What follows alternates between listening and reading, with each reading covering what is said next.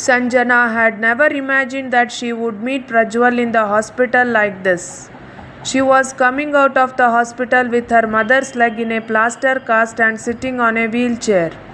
Prajwal was coming from the opposite direction when she saw him. Sanjana, where are you? What is wrong with your mother in the hospital? Prajwal could tell from these words that he had met her after many years. By the way, Sanjana, how are you? He asked so intimately that she was shocked by his tone of voice and said, I am fine. Mother slipped and fell in the bathroom this morning.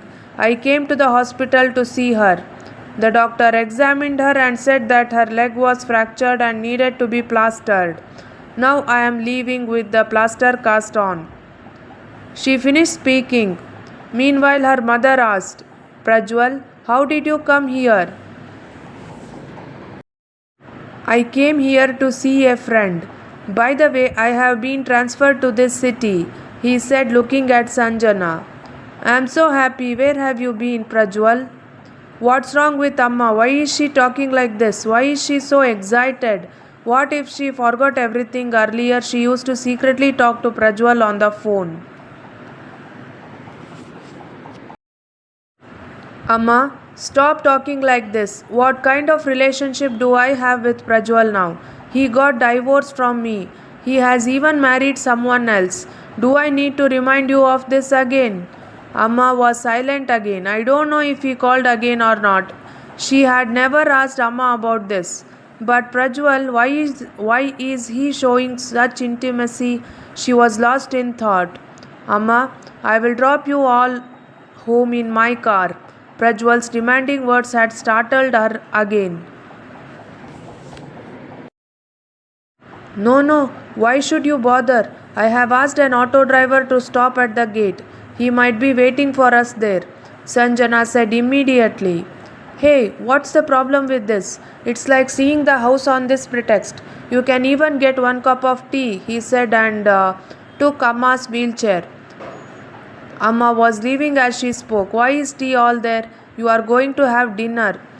The cook must have already finished cooking. Amma, be quiet. He had to take a step back from Sanjana. Prajwal parked the wheelchair near the car and made Amma sit comfortably on the back seat of the car. Sanjana inevitably had to sit next to Prajwal. You will have to show the way yourself. Yes, go straight, she said, not in the mood to continue her conversation. Prajwal was driving silently. Amma had fallen asleep on the seat. Sanjana felt as if someone had accidentally thrown a stone at a tree standing alone on the bank of a lake in the deep silence. All the birds flew away. Sanjana got out of the car as soon as she reached home and unlocked it. She had thought of thanking Prajwal from there and saying goodbye, but she noticed that he was standing behind her holding Amma in his arms. Amma was taking him inside to the bedroom and telling him to go to sleep. Maybe the medicine the doctor had given Amma was making her sleepy. Sanjana didn't know what to do. Would you like some tea? She had to ask him. If you like, Prajwal said with a smile. Prajwal's smile mixed with her words made her burst into laughter. She simply went inside and returned with a cup of tea and biscuits on a tray within a couple of minutes. Amma too was engrossed in the conversation, forgetting her pain. Prajwal sat next to Amma for a long time. Then Amma said, Prajwal, go and have your meal. Before Sanjana could think of anything, Prajwal stood up and said, No, Amma, not today. I will come to meet you often. When you get better, I will eat the food you have prepared. Because, he said and stopped. But the way he looked at Sanjana made her lose her cool. It was good that he didn't tell anyone to feed him. He wanted Sanjana to be with him when he came home. He had wanted to eat good food since childhood, but Sanjana was the only one who could hardly enter the kitchen, so he was always in search of food. Mom also used to say, Sanjana, a cook's poor cooking alienates her husband. What, mom? You don't talk like the old timers either. I want to get a job. How much does a cook cost? 2 3,000, right? That's less than the salary I get. Mom would be quite at that. After a few days, they would return to their home. This would sometimes be the reason for their quarrels. The memories of those days had mixed bitterness in her mind. After Prajwal left, the same thing kept going around in her mind.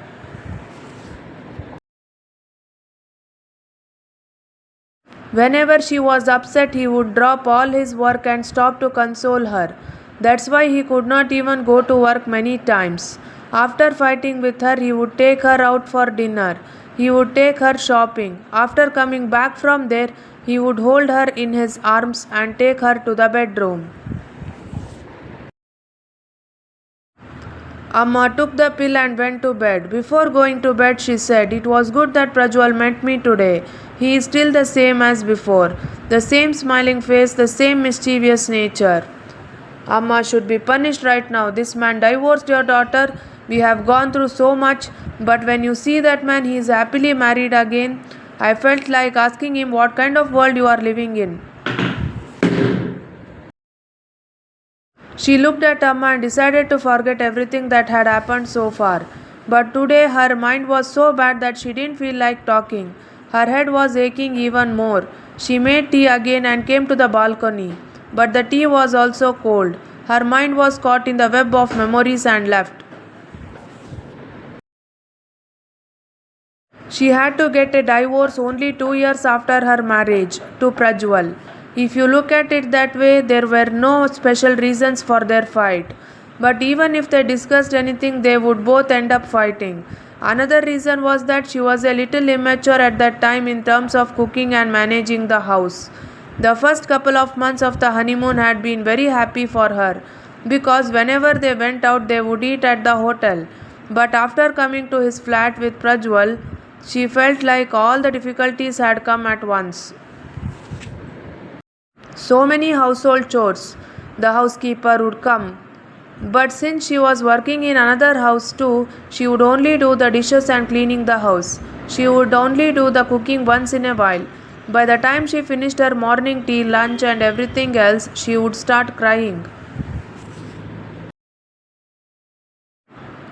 Prajwal needed perfection in everything he did. He would say things like the cooking was not done right, the chapatis were not baked properly, the vegetables were too salty, the house was not swept properly. After doing so much housework, she would have to listen to such things. As soon as she went to bed, she would fall asleep. Their sex life was more or less coming to an end. This was the main reason for their disagreement. Prajwal would get angry. She was very stubborn and got a job in an office. Due to this, the fight increased even more. Gradually, the distance between them grew.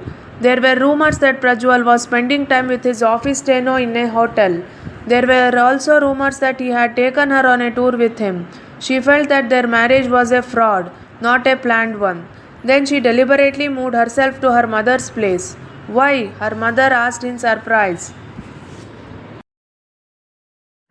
When she said, "I can't be with Prajwal anymore," her mother felt as if she had fallen from the sky. "Are you mad? Marriage is a game. Why don't you take it just as a sportive thing?" "I don't know if it's a game or not, but I definitely can't stand to be in such a suffocating environment. I also want a happy environment."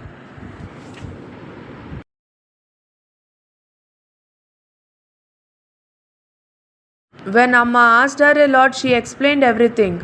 Amma explained a lot to her and said, "Daughter, these are all normal things. If you two are together, you will gradually be able to understand each other. I want a child."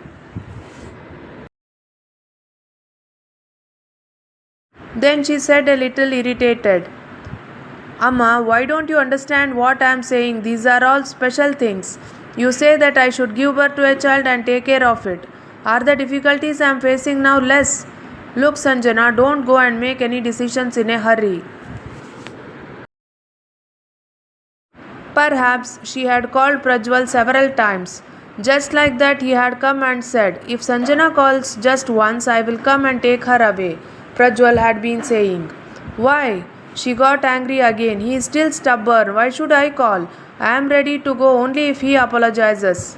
Daughter, such stubbornness is not good.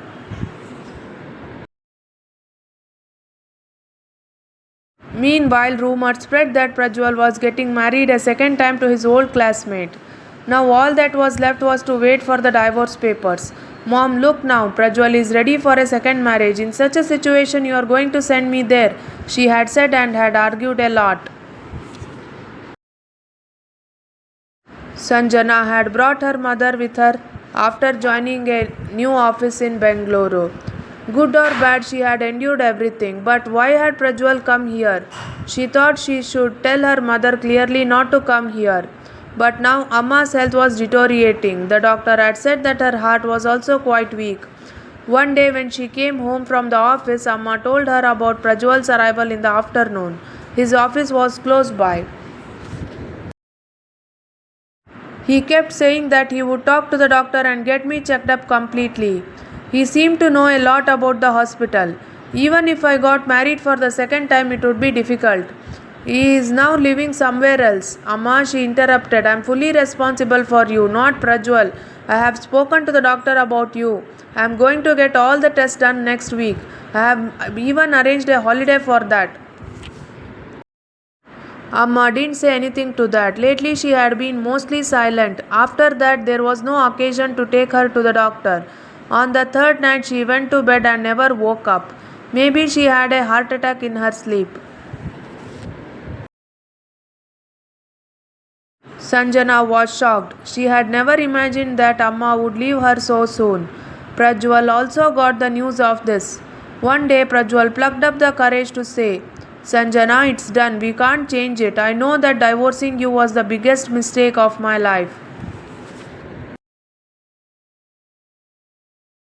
I have also come to realize that it was my mistake to marry Seema in a hurry.